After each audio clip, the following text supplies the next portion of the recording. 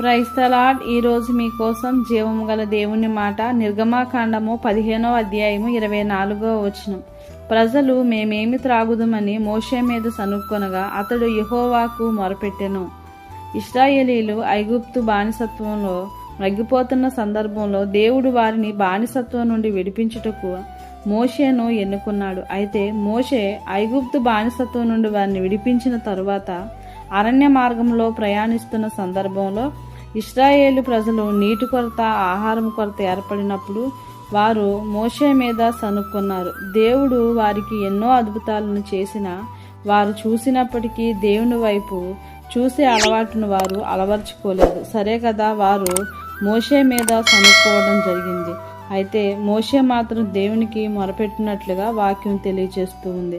మనం కూడా మోషే వలె ప్రతి పరిస్థితుల్లో కూడా దేవుణ్ణి చూడాలి, దేవునిపై ఆధారపడాలి. అంతేగాని ఇశ్రాయేలు వలె సనుక్కొనకూడదు.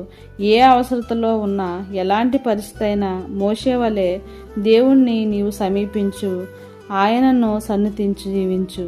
దేవుడు మోషే మొర ఆలకించినట్లుగా నీ మొరను కూడా ఆలకించి నీకును జవాబును ఆయన అనుగ్రహిస్తాడు. మోషే వలె దేవునికి నీవు ప్రార్థనలు, విజ్ఞాపనలు తెలియచేస్తూ ఉన్నావా, లేదంటే ఇశ్రాయేలు వలె సనుక్కుంటూ ఉన్నావా? వాక్యపు వెలుగులో సరిచూసుకుని సరిచేసుకో. దేవుడి మాటలు ప్రతి ఒక్కరి హృదయంలో ఫలింపచేసి నడిపించునుగాక. ఆమేన్. ప్రార్థన. మహోగణుడైన తండ్రి, జీవాధిపతి, మీ ఘనమైన నామమునకు స్తుతి స్తోత్రం చెల్లిస్తున్నాం ప్రభా. మా కేడంగా దుర్గమ్మగా ఉంటూ మాకు అనుదినము పోషిస్తూ ఆరోగ్యం ఇచ్చినటువంటి దేవుడు అన్న సంగతిని మేము గుర్తించి ఎల్లప్పుడూ కూడా కృతజ్ఞతాభావంతో జీవించే మనసును మాకు దయచేయమని యేసుక్రీస్తు వారి నామంలో ప్రార్థిస్తున్నాను తండ్రి. ఆమేన్.